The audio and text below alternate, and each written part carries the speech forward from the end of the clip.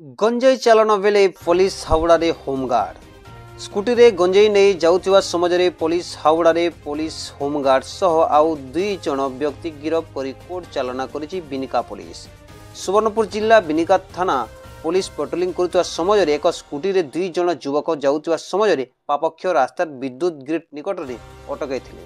Police scooty अटकै परे scooty 7 KG 650 ग्राम गंजेई जबत करिबा सहित 2 जन युवक को गिरफ करिछि। जड़े व्यक्ति सुवर्णपुर थाना थरा खमन ग्राम नित्यानंद षाण्ड होता बेले अन्य व्यक्ति जनक होउछन्ति प्रशांत षाण्ड सोनपुर पुलिस होमगार्ड भावे काम करुछन्ति।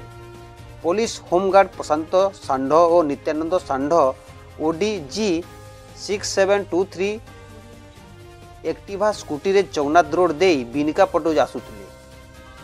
बिनिका थाना रे केस नंबर 38-20-25 रे एक मामला रुज करी 2 जन व्यक्ति को आज कोर्ट चालना करिछि बिनिका पुलिस।